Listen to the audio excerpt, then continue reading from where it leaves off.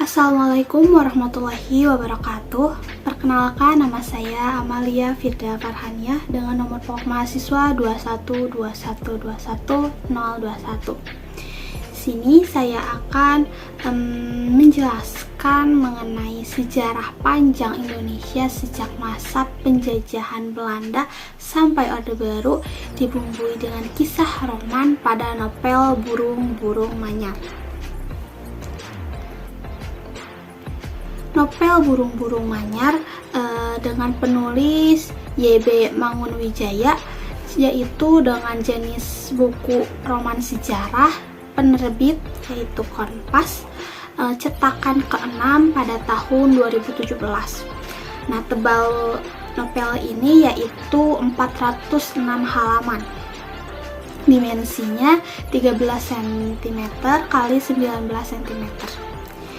ISBN yaitu 978 979 709 8421. Sinopsis pada novel ini yaitu novel ini menceritakan tentang seorang anak bernama Teto.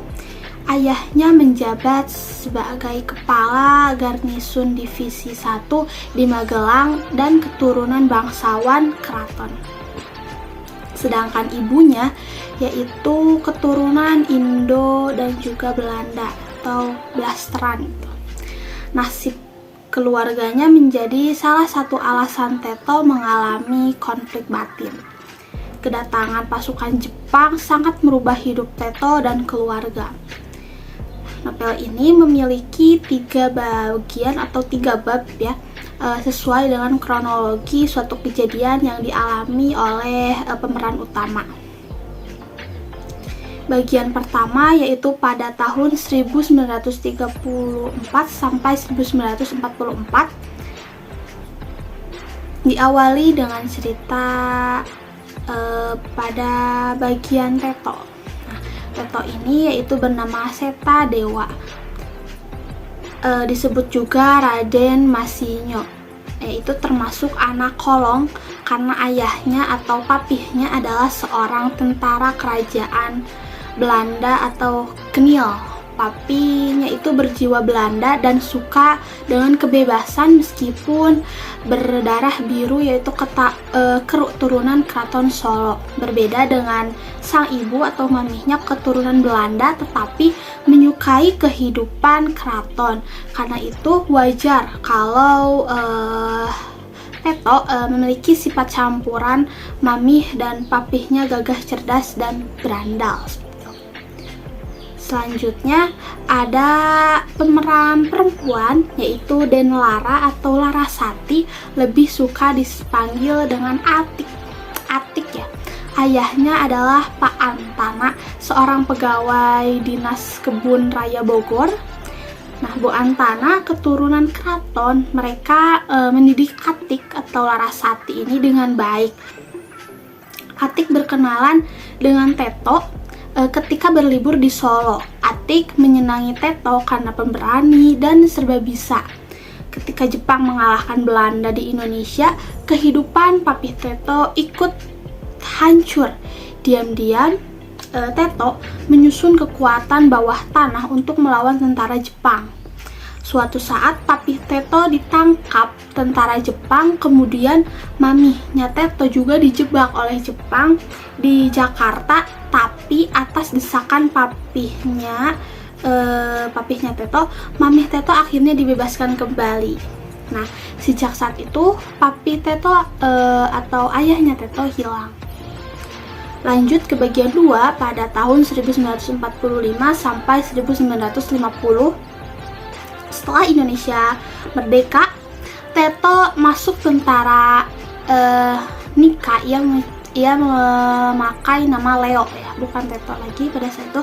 Teto bertugas pada kesatuan di Harmoni di bawah pimpinan Mayor Verbruggen. Ia adalah teman papi Teto di Akademi Beranda Belanda dahulu. Mayor ini juga pernah mencintai Maris atau Mami Teto. Teto diangkat sebagai komandan patroli. Suatu hari Teto mengunjungi rumah Bu Antana. Ia ingin ingin bertemu dengan Atik gitu, mungkin rindu ya dengan Atik gitu. Teto hanya mendapatkan sebuah surat yang memberitahukan bahwa ternyata Bu Antana dan keluarganya itu telah pindah ke Yogyakarta. Tak hanya itu, ia juga diberitahukan bahwa Atik telah bekerja di kantor Perdana Menteri Republik Indonesia. Lanjut ke bagian terakhir, yaitu bagian 3 pada tahun 1968 sampai 1978. Kehidupan Indonesia sudah banyak berubah dan Indonesia sudah aman. Manajer adalah seorang ahli komputer di matematika. Seorang ahli komputer dan matematika. Nah, ia mengetahui banyak rahasia perusahaan termasuk penipuan dengan komputer yang dilakukan perusahaan terhadap pemerintah Indonesia. Kali ini kunjungan kedua Mr. Setadewa ke Yogyakarta sebagai manajer produksi Pacific Oil Well Company. Sang duta besar berbicara banyak kepada Mr. Setadewa, mulai dari masalah politik sampai masalah pribadi. Tidak mau memberitahukan identitasnya kepada Atik. Nah, suatu hari Setadewa berkesempatan menghadiri promosi Nyonya Larasati Katamsi. Nyonya Larasati adalah kepala di Direktorat Pelestarian Alam. Sedangkan suaminya adalah Tuan Jana Katamsi, adalah dekan Fakultas Biologi dan kepala laboratorium. Atik merasa gembira bertemu kembali dengan Teto. Nah, Teto juga mulai akrab dengan putra-putri Atik. Teto pergi ke Magelang. Di sana ia bertemu dengan ayah Jana Katamsi, tapi rupanya ayah Jana Katamsi ini merupakan dokter yang merawat mamihnya dahulu gitu.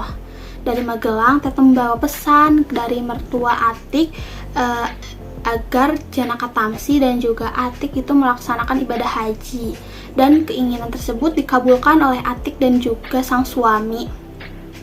Tetapi naas terjadi sesuatu di perjalanan, yaitu pesawat yang mereka tumpangi mengalami musibah. Pada novel sastra ini, menurut ahli sastranya itu novel Burung-Burung Manyar merupakan novel yang lahir pada angkatan 1980 sampai 1990-an. Tema novel ini yaitu nasionalisme. Karya sastra di Indonesia periode tahun 1980 diwarnai oleh banyak novel dengan sastrawan perempuan terkenal pada masa itu, yaitu Marga Tekarya. Sastra Indonesia pada generasi ini tersebar luas di berbagai majalah dan terbitan resmi.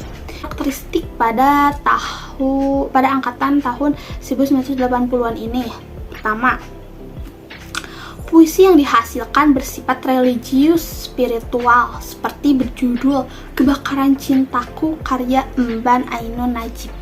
Yang kedua, puisi cenderung berurusan dengan ketuhanan dan kebatinan. Yang ketiga, puisi menggunakan istilah improvisasi. Keempat, karya sastra yang dihasilkan mengangkat pertanyaan tentang konsep kehidupan sosial dalam masyarakat yang meliputi kritik sosial, politik, dan juga budaya. Yang kelima, menuntut hak asasi manusia seperti kebebasan. Yang keenam, bahasa yang digunakan itu realistis, bahasa yang ada dalam masyarakat dan romantis. Yang ketujuh, ada gagasan untuk membebaskan kata dari arti aslinya. 8. Pengaruh budaya barat mulai menguat, di mana tokoh protagonis sering berbenturan dengan ide-ide timur. Seperti yang dijelaskan ya tadi di atas, dari karakteristik yang dimiliki oleh angkatan 80-an ini, novel Burung-Burung Manyar juga memiliki karakteristik dengan angkatan 80, dimulai dari novel ini yang lahir pada tahun 1981 yang termasuk pada tahun angkatan 80-an. Tidak hanya itu, novel ini juga menceritakan tentang Teto yang tumbuh bersama Atik pada zaman kemerdekaan. Assalamualaikum warahmatullahi wabarakatuh.